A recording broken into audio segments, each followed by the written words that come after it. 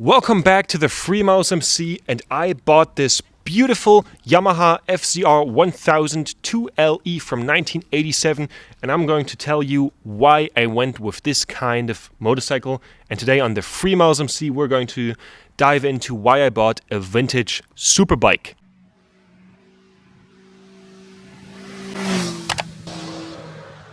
First of all, to understand my interest in these kinds of motorcycles, you need a bit of a background on myself. I started motorcycle riding when I was 19 in 2019, and I back then wanted a cool, classical caferacer, whatever, the bikes that were in at the time, but I couldn't afford them. And also, I was on a very tight budget, so I was working in hospitality to buy a Yamaha FZR 600.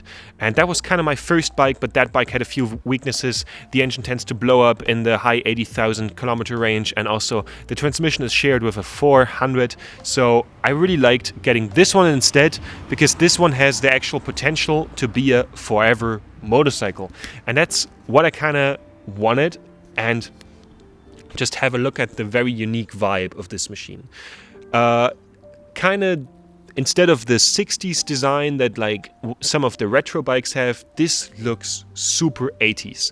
And that's actually kind of cool. With the dual headlight, the really boxy rear end. And let me tell you, when you drive this motorcycle at night, you truly feel like you're the hero in a dystopian future film. And it's just so sick. You look lonely. I can fix that.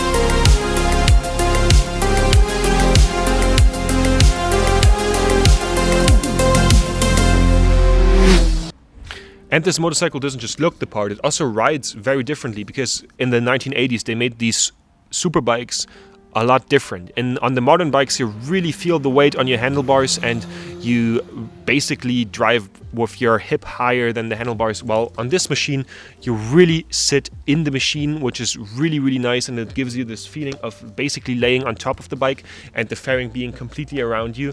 And this really generates this kind of fighter jet-ish feeling. And talking of the fighter jet feeling that this bike can give you, the startup procedure for having the fuel cock down there, putting that on, then pulling out the choke with the lever, and then switching on the bike and then starting the bike feels so cool, to be honest.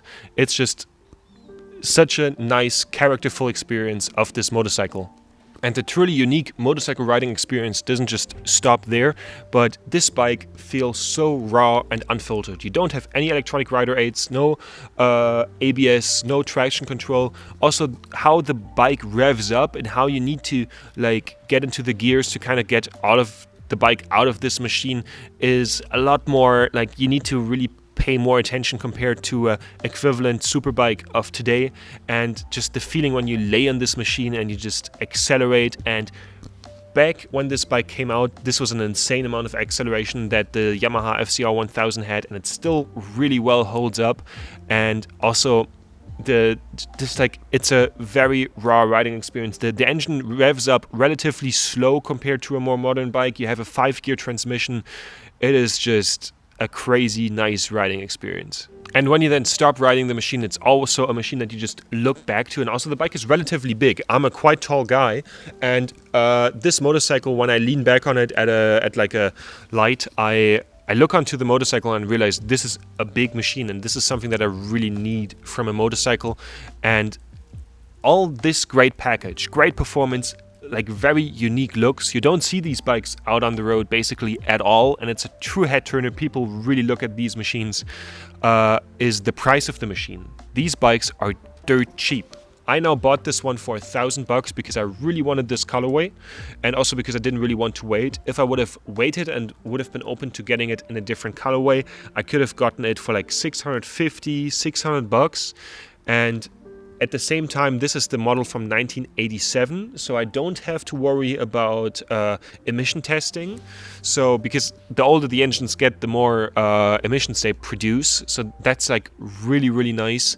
And the engine of this motorcycle can truly run forever. And with the price that those motorcycles are at the moment, they can only go up, because it is crazy that such a cool machine is possible to buy for such little money.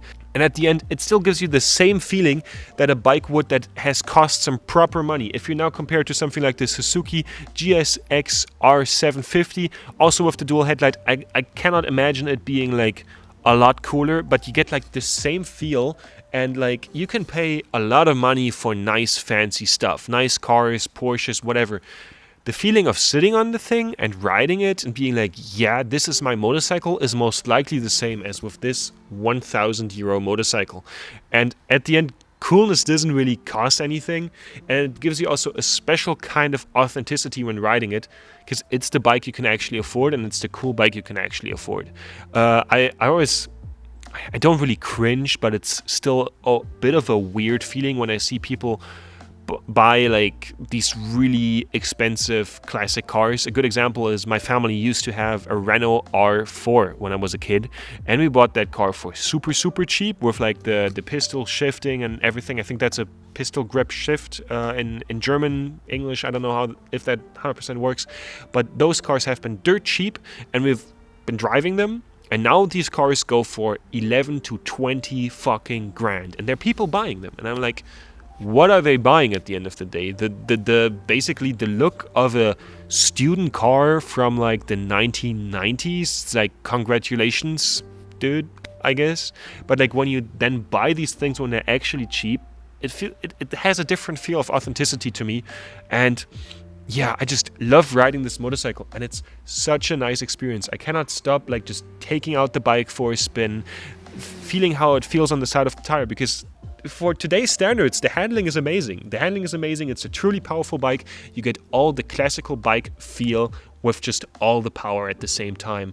And it's such a cool package. And I mean, dual headlight. I feel like dual headlight are basically like pop-up headlights on cars, and the really boxy rear end.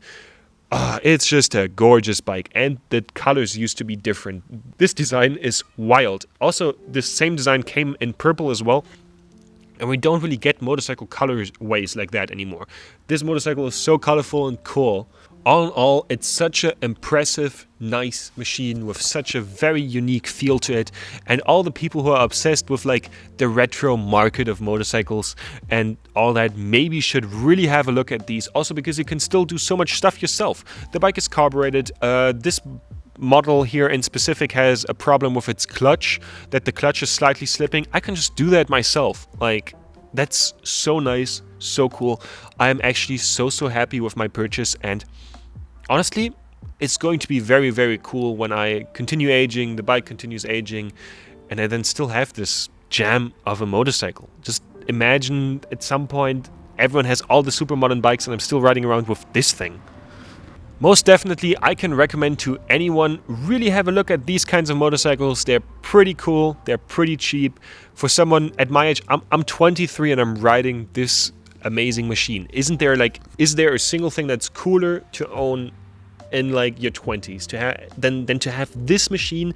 And also, no one else is really having it. Like when I'm riding with other people, I don't see this bike. I always have people come up to me that also ride motorbikes that are in like my age group, being like, what even is this? And I'm like, that's so cool, that's so nice, I love this machine. And definitely feel free to leave your opinion on vintage superbikes in the comments, and see you guys next time.